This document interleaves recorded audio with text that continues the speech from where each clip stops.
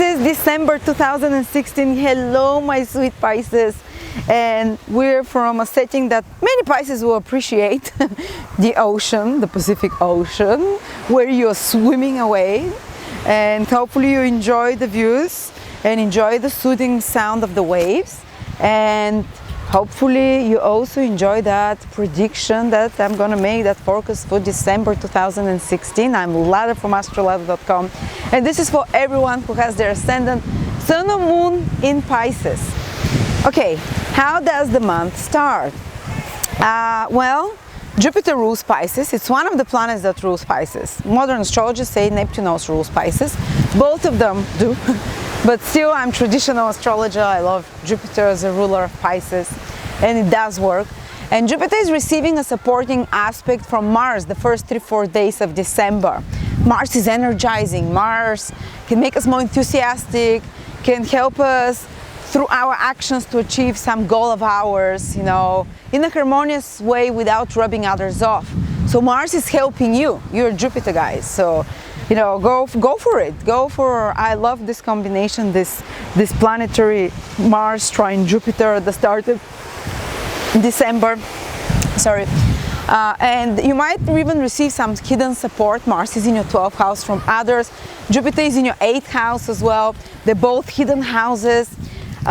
Even if you're doing something behind the scenes, it's going to be successful. It's going to go as you want.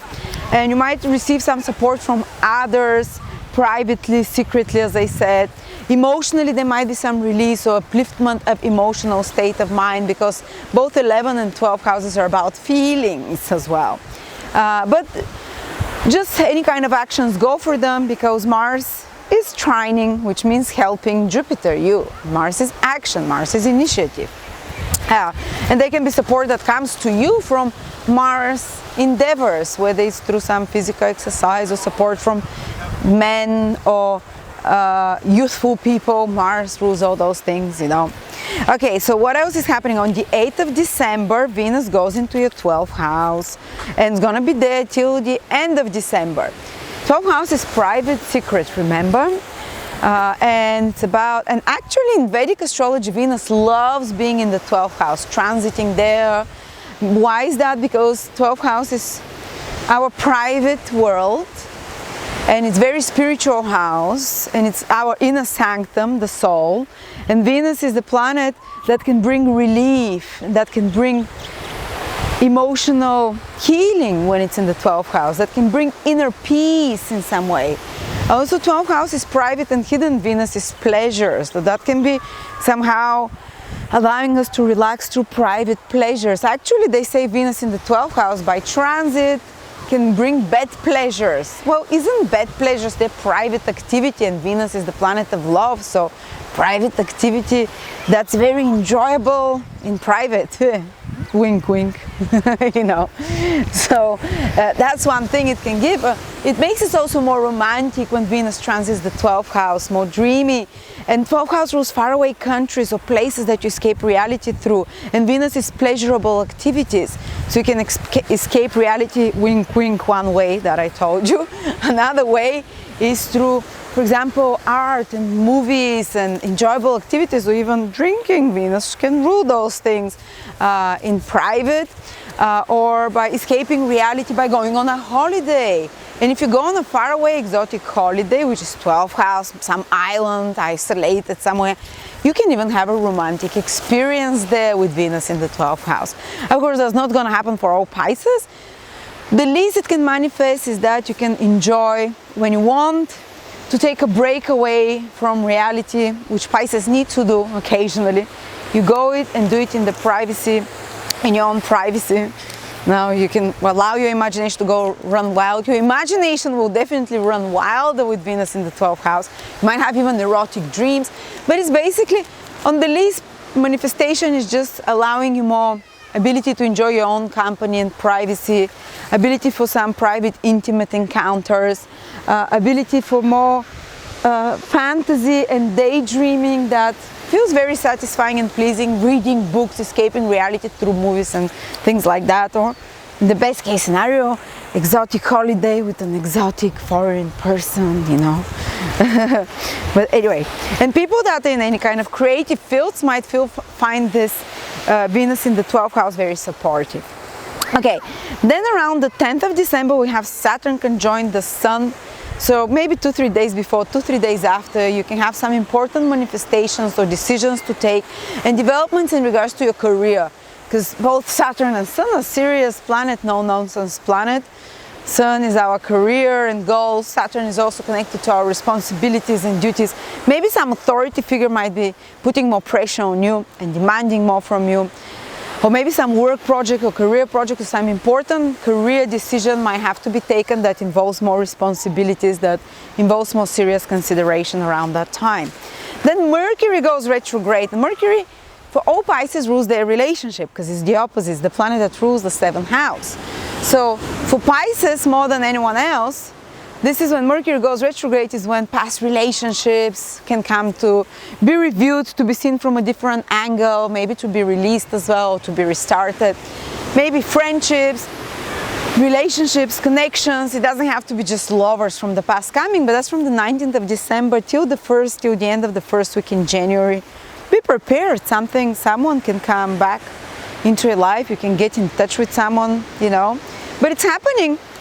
Mostly Mercury rules your relationships, but it's happening in your 11th house, Pisces.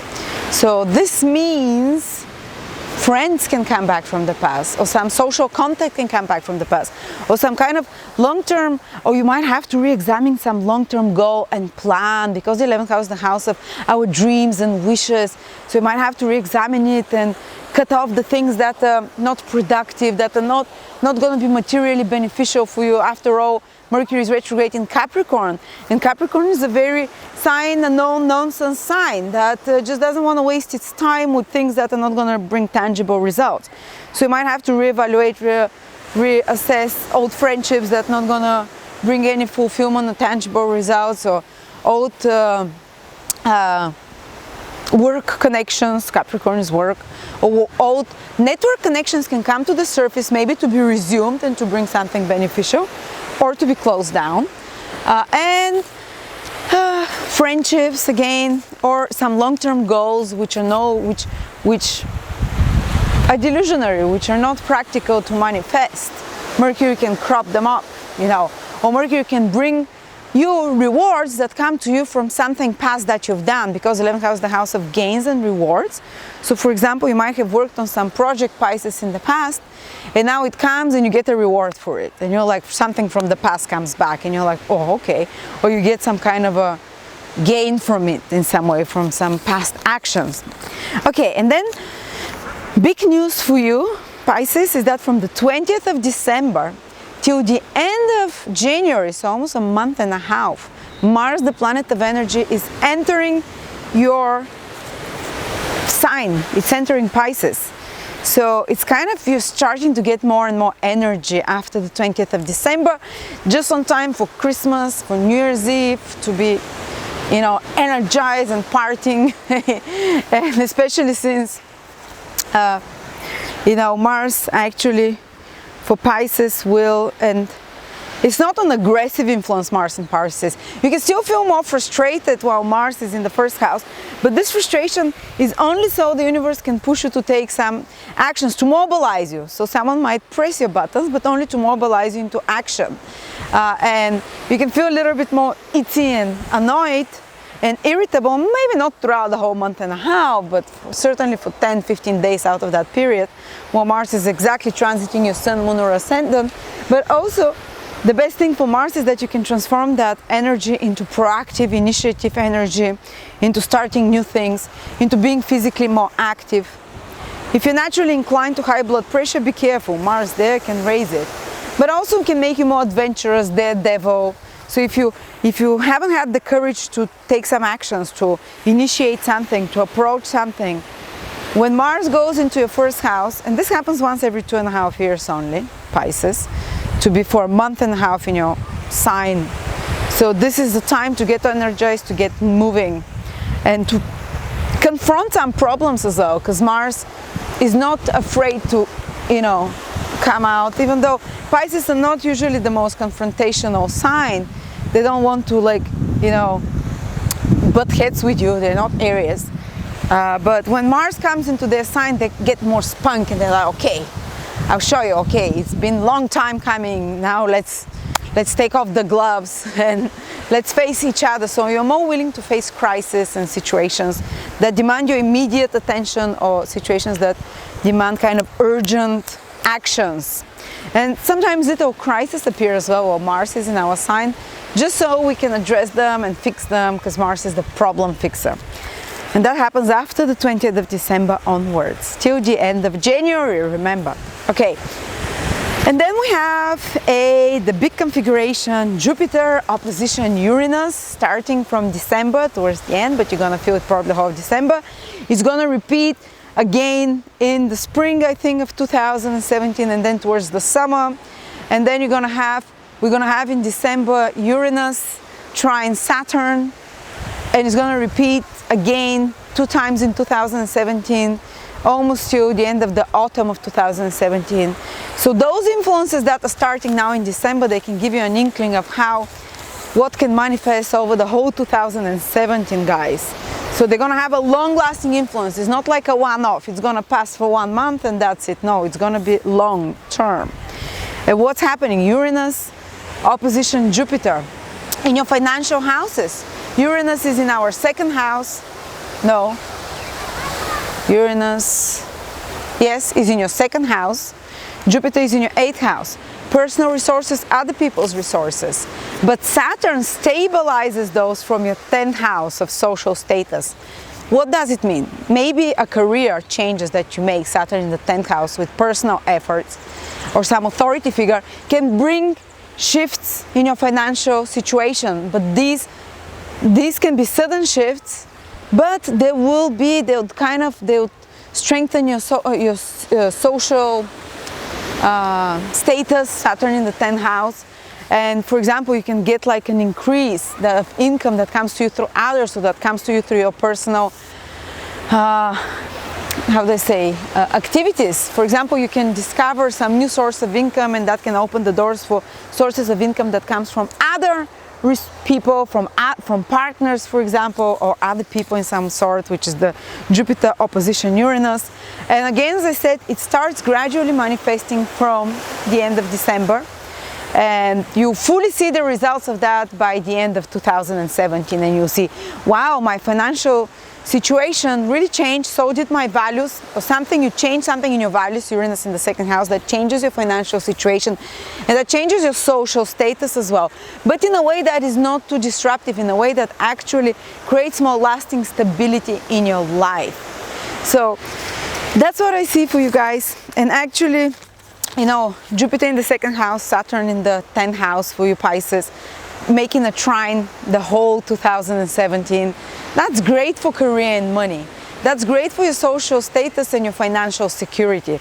Very stabilizing. New ideas come, new opportunities, but also they implant themselves lastingly, Saturn, in your life and in your social status. So thank you so much, Pisces. Check out my 2017 videos with Marina. For each sign I speak about those, and check out all my free and paid courses at astrolada.com. They start from the smallest one is 3 to 4 hours for $20 only. The longest one is 40 or 50 hours for £150. So hundreds of courses on personal and birth astrology and predictions. Thank you so much.